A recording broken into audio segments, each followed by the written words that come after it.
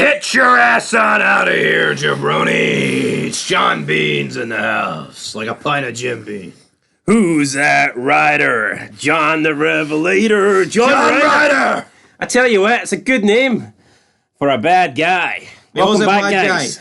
Fog Entertainment, day 4 of the 31-day movie marathon. This guy is already, the guy to my left, he's ready to tap out. He's had enough, but I'll never tap out. I'm here for all 31 days, and I'm right here, right now, to review. Jim Halsey should have tapped out when he was locked in the crossface on that bloody 18-wheeler, shouldn't he? He could have ended better for Jim had he not got himself, tied up between the 18-wheeler and the trailer. But here, shit happens in life, and we're here right now to review The Hitcher. We're reviewing the remake and not the 1986 movie. Now, the 1986 movie, I believe, got 2 full ratings higher on Internet Movie Database. I think it got like 8.2 or something like that, compared to the Hitcher's, the remake, that got like a 6.1.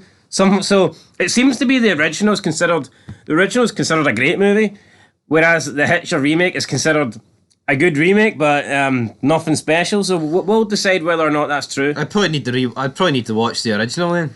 We need to, who knows, what we add it. Maybe it should be on the list, who knows. But anyway, we start off with the Hitcher. We get introduced to college students, Jim Halsey and Grace Andrews. So Jim and Grace are boyfriend, girlfriend, played by Zachary Knighton and Sophia Bush. And they're driving across New Mexico for spring break. They're going to meet up with her friends, and he's going to get introduced to them for the first time. So they're doing a thing. He picks her up. He says, oh, nice pajamas, and then she starts getting changed in his car, and we've got some, I don't know, it sounds like a Blink 182 song. Some song from the 2000s. Where are you? What? That one? Is that what it was? Blink 88, that's what it was. Oh, there you go, so I was right, it was a Blink. I'm pretty sure it was Blink 182.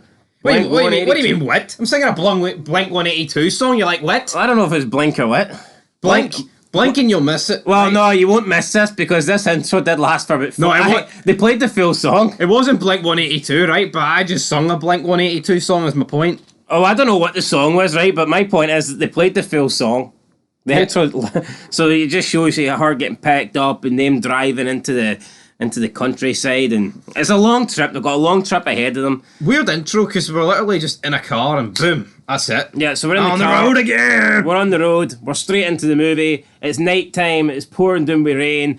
He also had a bug splatter on his windshield, and he has to hang out the door, and a bit risky here, throwing a bottle of water over it while his windy wipers try and clean the bug. Absolute filler this was. This actually led to nothing. You can maybe argue it was foreshadowing, but for me it did nothing. See, I actually thought this was maybe going to lead to him almost hitting somebody, but it turns out no, he gets back in the car, he's fine.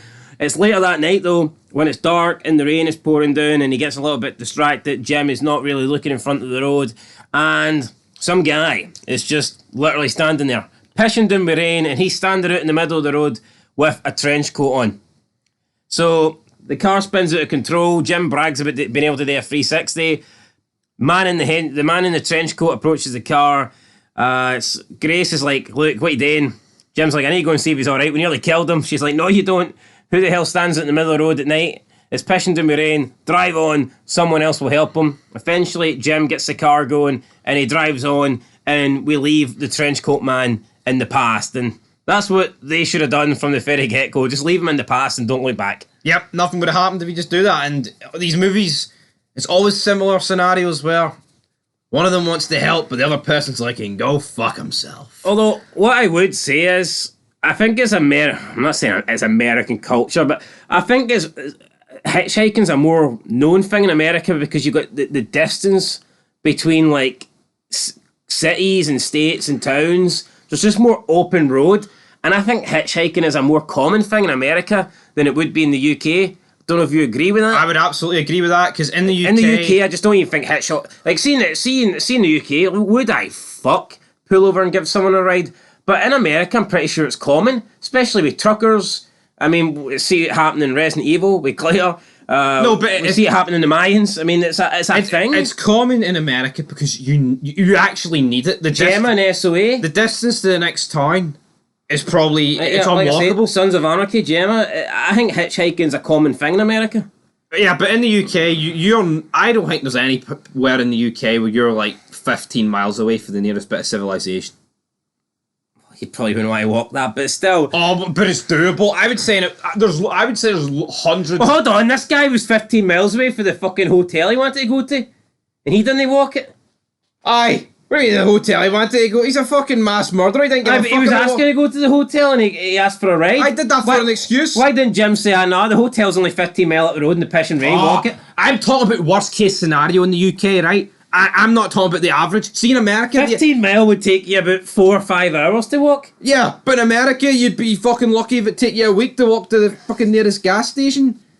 Come on, man. Come on, man, nothing, right? So we get to the gas station.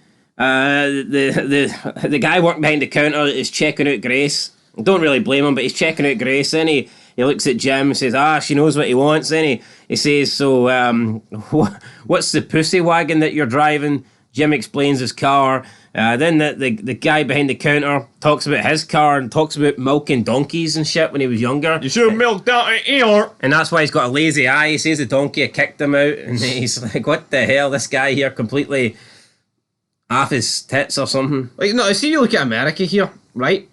How easily would it be just to rob this guy? In the middle of fucking nowhere.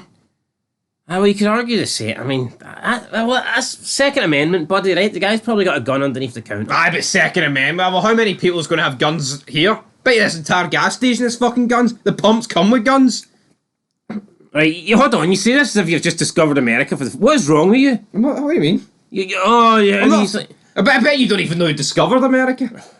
Columbus. Christopher Columbus. There we go. So see, no, it wasn't you, was it? You were acting like it was you. It was fucking me. Well, listen, it wasn't you either. Anyway, Jim does the nice thing, and he asks the lieutenant, not the lieutenant, he asks the gas man, the clerk. Well, I am a bogus gas man. Fake ID. He asks the clerk, can he send the pickup truck down to get this guy? And he's like, nah, pickup guy isn't back here till 7 a.m. So looks like the man in the trench coat's going to be stuck there. But no, Jim is putting gas in his car, and he sees a lorry approach, and Mr. Trenchcoat himself gets out the lorry.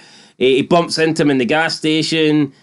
He says, sorry about almost hitting you there. The trenchcoat man is like, oh, that was you?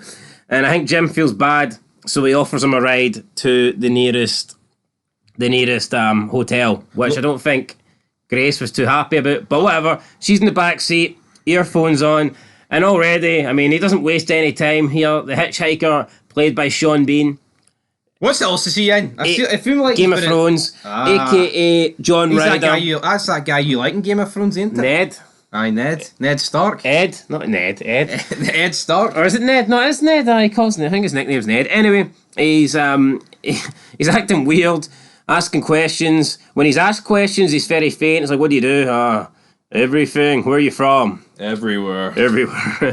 What about me? What about the Hitcher? Then John Ryder asks Jim, so how long you been fucking her? And Jim is like, well, that's an inappropriate question. What's it got to do with you? Then he looks at his wedding ring. It's like, how long you been fucking your wife?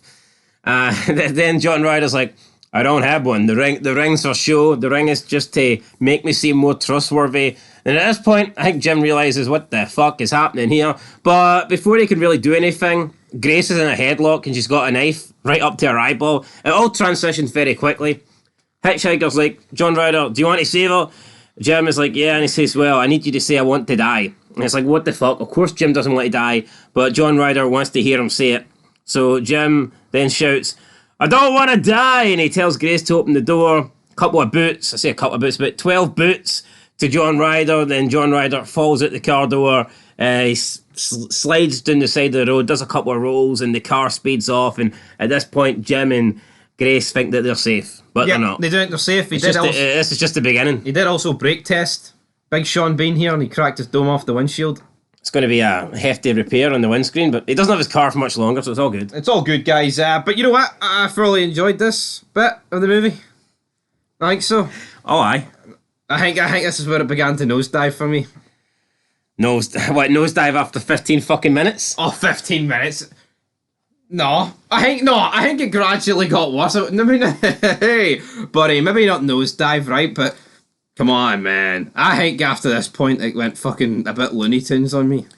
Following day, Jim and Grace spot John in a family car. So they're on the road. They're still going to go to their friends. They said they're going to alert the police. Some station wagon passes them on the road.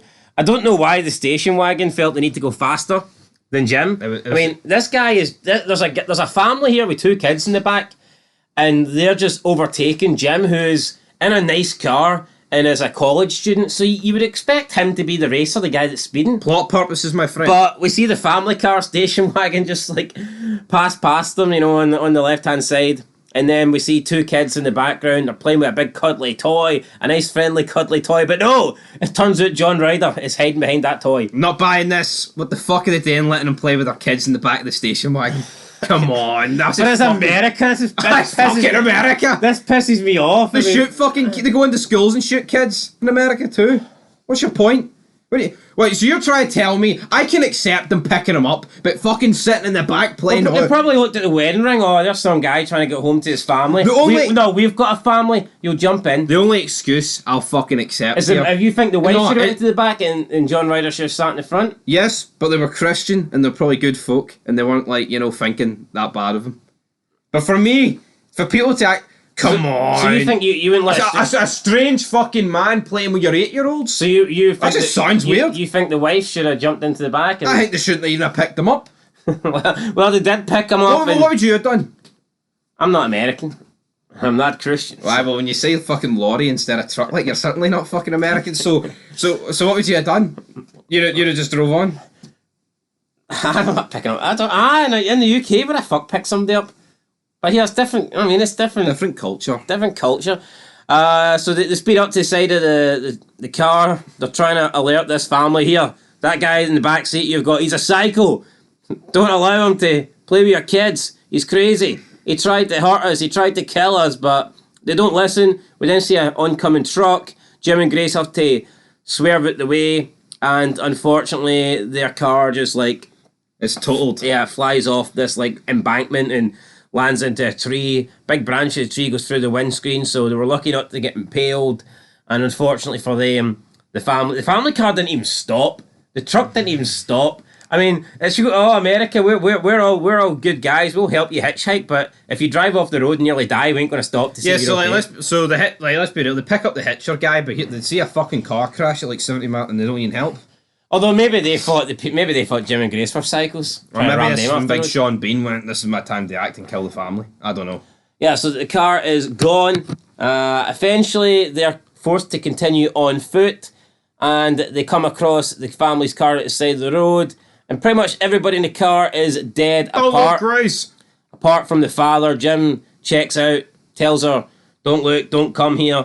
The dad's still alive, but he's got a big knife stuck in his chest. Yep, he's got a massive knife stuck in his chest. The rest of his family are absolutely dead. They're stone breed, man. And did he have 2 kids? 2 kids. I could only see one kid. Well, I'm assuming the other one's dead. Well, how do I? You assume the other one's dead, man. See, when we were trying to count all these deaths up and rank them in order, I'm going to need to know. I'm going to need to know. That's a family death, alright? Is that okay? Well, I think... I won't count the dad because he survived. He didn't even have a name and he was in it for half an hour.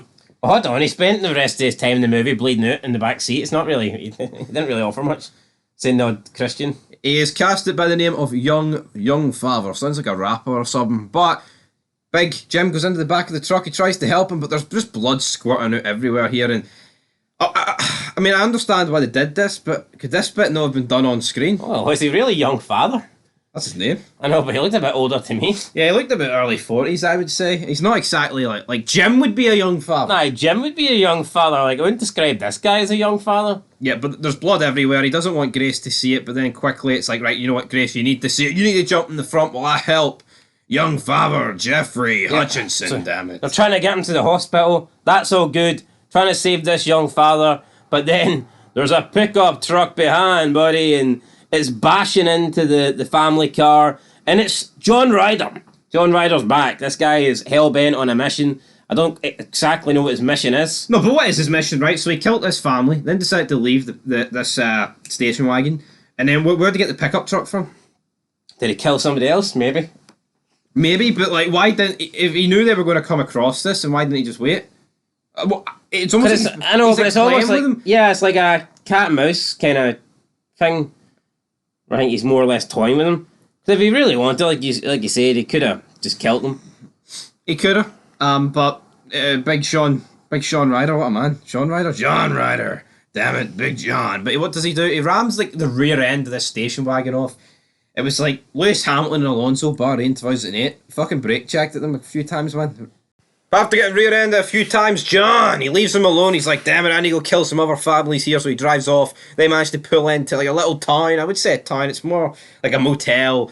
And then, what is it? They need help. Cafe. It's like a cafe. Right, cafe, mate. Right, so a cafe. Restaurant cafe out in the middle of nowhere. Down the highway to hell, boy. We're down the highway. But there's a few sheriffs there. There's a woman there sitting. There's not a few sheriffs. Grace runs in and asks the Beth, the sheriffs who works pull there. up. She's obviously like the server, and she asks her, "Can you call for help?" Then asks her about towels. We then see Grace go in to the bathroom, and then some guy with big boots stands outside. So we're led to believe this is John Ryder, although I don't think it is. I think it's the help that Beth called for. Meanwhile, in the car, young Fowler needs more than help because he has passed away. He's died, lost too much blood, didn't get him to hospital quick enough, and I'm sure getting rammed in the back constantly to John Ryder in the truck and the help either. At least you added the truck I in there. had to clarify that there. No, but let's be real. This guy has got Christian values, so I don't think he gets rammed from the back, but just... She pointing that out. barges in here, right? There's a guy fucking bleeding out. There's a guy trying to kill them, and she's like, I need tiles. I need fucking tiles. Yeah, I mean... Like, she could have been like, yo, some guy's tried to kill us. Can you ring the police and can you But get here's out the and help? thing, right? You've never been in this situation. All you do is bury people and pick holes and thing. But until you're actually in a situation, like, you don't really know how you'd react. Maybe she's just shocked, you know? Maybe she is, but I'm going to pick holes in it regardless. Well, you keep... Hold on, right? I pick holes in everything I fucking review and watch. I'm not going to give this special treatment because Sean Bean's your favourite Game of Thrones character. You keep picking the holes there, buddy. But what would you have done? I would have went in and says, look, some guy's trying to kill us, call the cops, and we've got a guy bleeding in the back seat. Exactly what I would have done. And yet she's in the right. I'm not saying... She come in, barely even said, yeah, we don't need help, we need towels. We need fucking towels. I know, but from a cam perspective, I know what I would say, but I mean, if I'm literally just getting chased and some guy's trying to kill me, it might be different. Could be different, but for me, idiotic here for Grace Andrews. Alright, well, what happens next? You tell me what happens next, big man. I'll tell you what happens next. She exits the bathroom. You're under arrest, buddy. And then also Jim Haley's under arrest. They're under arrest. It looks like they have killed the family. Who's Jim Hale? Jim Haley? Halsey, sorry. Jim Halsey. Let's just call him Jim. Does he really need a second name at this point? Tell you what, like, he's looking old these days. You wouldn't think that's the same guy played by Zachary Knighton, wouldn't you not? No, considering it was only, what? 16 years. Fuck me, 2007 is long ago though, that's the only I know. thing. But they get arrested here, they're thrown into the back of the police cruiser. We are introduced to a few of these police officers. I tell you what, right, these guys had no lasting effect on me. I thought they were actually going to play like a big deal in the rest of this. Yeah, they take them down, Jim gets locked up, Grace gets questioned, but the rider just quickly turns up at the police station and pretty much kills them all easily. Yeah, and we don't really get to see it. Yeah, he then Like, literally nothing he gets... threatens Jim, but then he disappears. Grace comes down, lets Jim out. Jim and Grace manage to get out. They escape. Just as they're escaping, we have the state sheriffs appear. Then we get introduced to... Lieutenant Etheridge. Who was played by Neil McDonough, who I believe was in something that I've watched before. He's been... I would say he's been in quite a few things. I recognised him. He has a weird voice.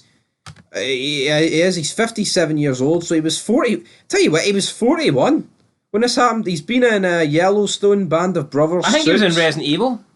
I think he might have been in... I think he was in the new Resident Evil. He was in Justified. The new Resident Evil? I believe he was in the new Resident Evil.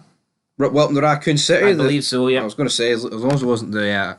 Yep, he was in Welcome to Raccoon. I think he played... Yes, he was... William Birkin. I was. So, there you yeah. go.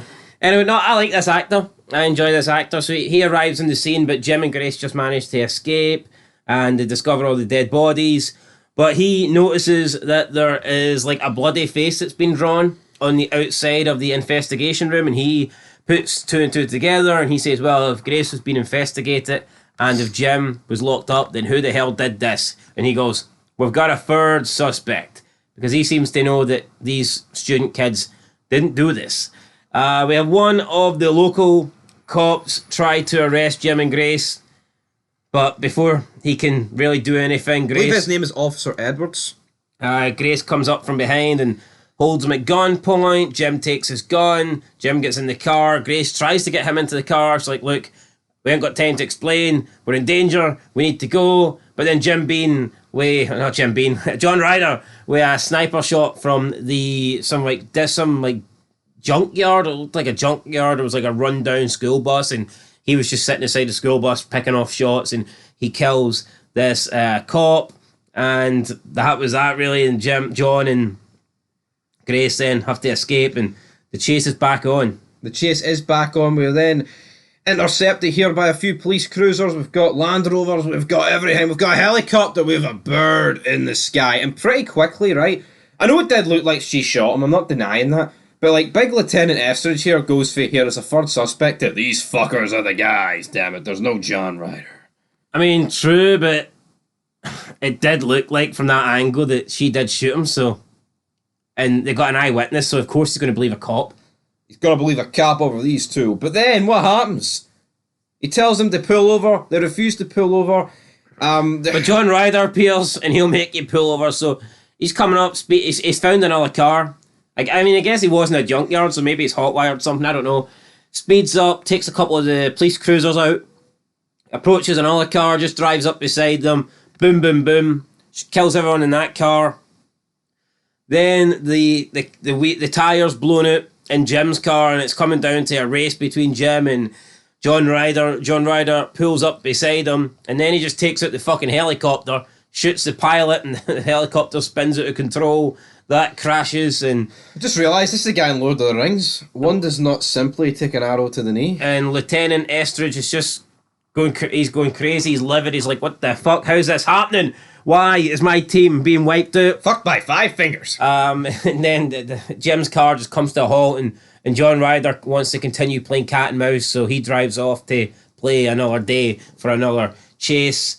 We then get Jim and Grace. They manage to make their way to like some, not abandoned hotel, but they get to like a motel. That's not in use. And they manage to sneak in one of the rooms, and they get a shower and they get dressed. Jim says he's going to go and find a phone because he needs to get help. They need to phone for help. They need to phone their families. Maybe their families can help, because at this point, not only is there a crazy man coming after them, but the police also think that they're responsible for multiple murders. I think it's crazy for him not to do this alone. I think you fucking sit tight to the morning, man, at least. I don't. Shite bag tactic, but he should have did it. He was a shite bag. Was he really a shite bag? Well, he's leaving her alone. How's that a shite bag? He's going out on his own to fucking do the dangerous thing. He thinks if he leaves her alone, she's going to be okay. You can't win with you, man. Honestly, fuck. Well, was she okay? Yeah, but he doesn't. He doesn't know that, right, guys. He doesn't. Like, I'm logical. I'm sound. I know what I'm talking about. This guy has found him at every opportunity. And he thinks if they leave the fucking motel, he's got more chance of finding us again. Jesus Christ. Man, he gets as far as Jim's aware, they sneaked into that motel room. Nobody knows they're there. Now, how the fuck can John Ryder know they're there? I don't know. Has John Ryder got eyes in the sky? Fucking plot purposes. That's how he knows they're there. Is John Ryder the motel owner?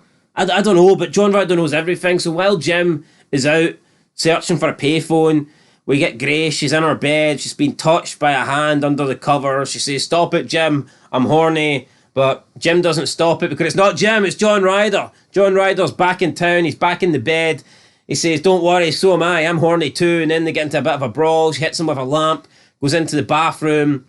He's trying to get in. She grabs a gun. She's like, "I've got a gun." And he just closes the door. So he wants no piece of the gun. Then she gets clothes on because, I mean, why wouldn't you waste 30 seconds to put clothes on in a life and death situation? Why wouldn't you go out the door? But again, here, it's the cat and mouse thing, because if he wanted in this fucking door, he would have. I just don't get it, though. Like, surely putting a pair of pants on wouldn't be your main concern. When you can't put those shorts on and have the gun aimed at the same time. So for me, I would rather run about in fucking underwear.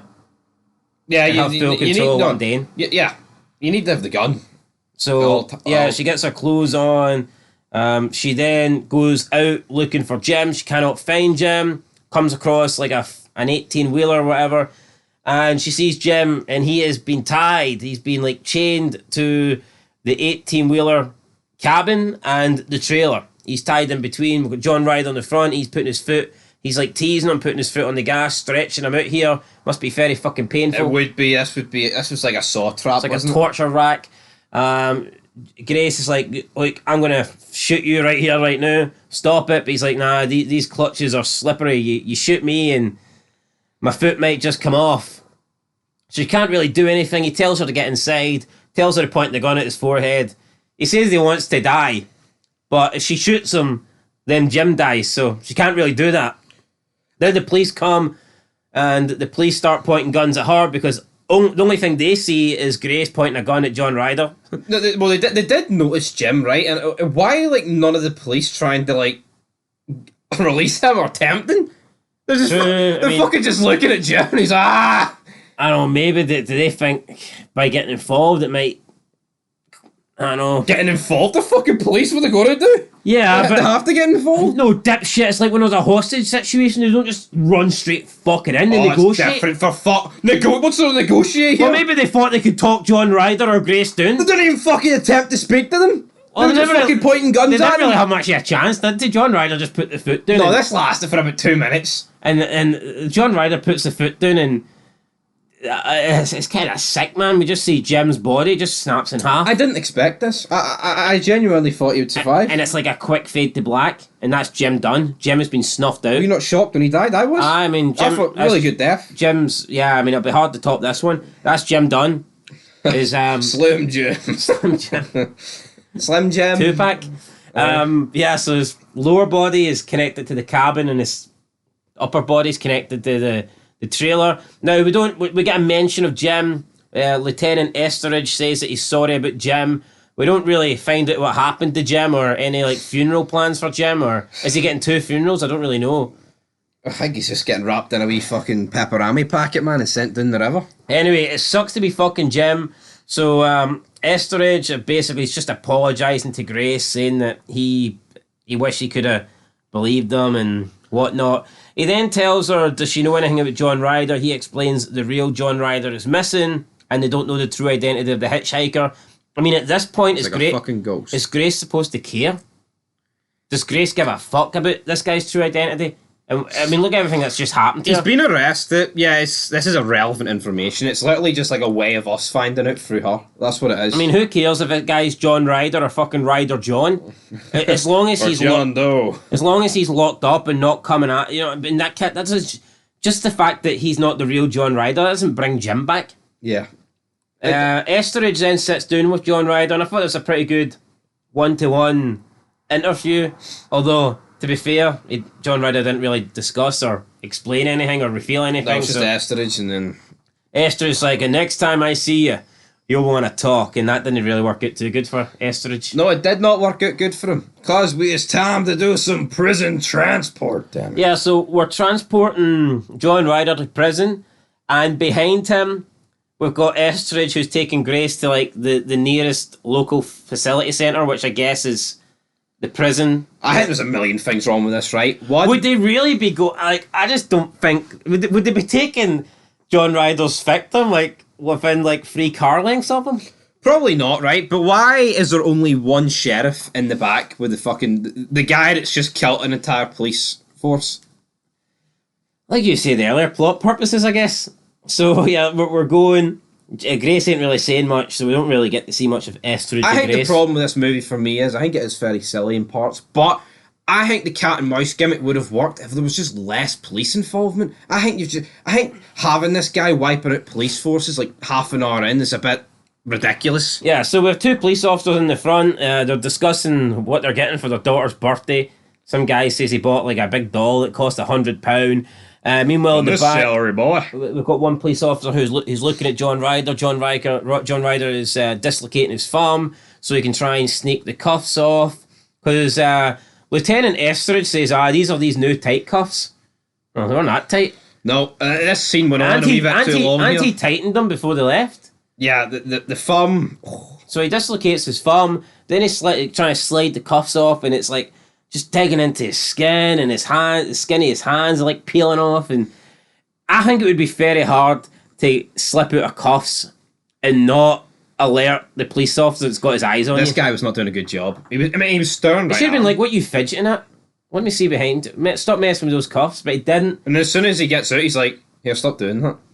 Yeah. But John Ryder doesn't stop. He swings the cuffs, slices the guy in the throat, then he takes him down to the ground, picks up his gun, shoots the two guys in the front, and then the fan like spins out of control, comes to a halt, and it smashes into the back. So Lieutenant Esterage's car smashes into the back of the transport van, and Esterage gets stuck because his side of the car was the car that hit the back of the fan, so it's dented in. Basically, he can't move. His leg is trapped. Where's his gun, though? So she took his gun. She took his gun. So she fucking leaves him sitting there, stuck in no man's land, essentially. She goes to try and take care of John Ryder. She opens the back door. John Ryder takes her gun, overpowers her, and locks her in the back of the transit van. And then it's like leaking fuel, and he sets it on fire. And you can see her trying to get the shotgun from the front of the front of the fan. She's like reaching in to try and grab it. While we see Esterage just sitting there looking on, and Esterage looks over. He sees John Ryder walking towards him, and he says, "Yeah, you better get that help out here quick." And it's like, that was funny. I like that. Well, how quick do you need it? Can you get it here in like 4 seconds? I mean, fuck me.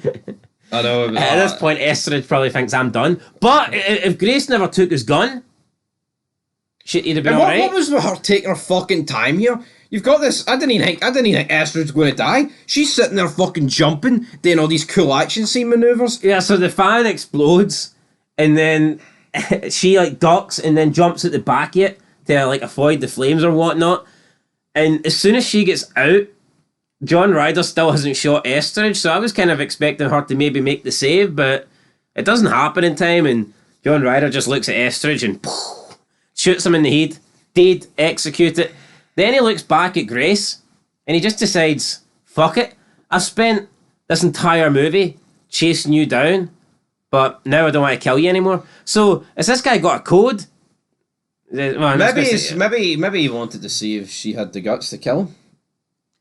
Yeah, no, but I don't understand. John Ryder just walks off. It wasn't an ending for me that made me go, that satisfied me. It was kind of like, what the fuck was this? She's got the shotgun, shoots him in the back a few times. He's got the bulletproof vest on, so obviously it hurts him and it takes him down, but it doesn't like penetrate his vest or whatever, so he's not like dying. He's still okay. He's whole.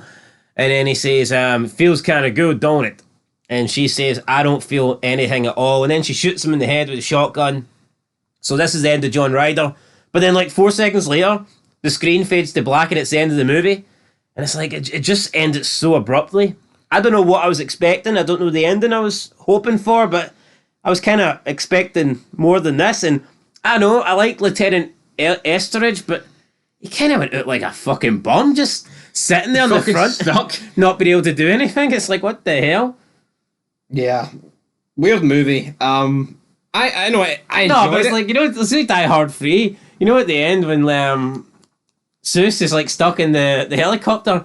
It's like, come on, McLean, I can't get my seatbelt on. And then McLean's like, fuck, and he takes my way for that. Could you imagine if he could get a seatbelt off and the German guy just fucking blows him up and he just dies? Could he was stuck in his seat? It's kind of anticlimactic. I was expecting Lieutenant Esterage to get saved, but he literally could not get out of his seat. No, he couldn't. And John Ryder just walks up and shoots him. It's like, but that's where it ended, and it was just weird, wasn't it? Not even like a final saying or like John Ryder saying, well, what were you going to say next time we spoke? Or there was nothing really like that. Nothing conclusive. He just like looked at him, and they had like a wee eye to eye, and then John Ryder just pulls the trigger. Yep. And John Ryder's the last one to die. Shotgun to the chest, the back, the face.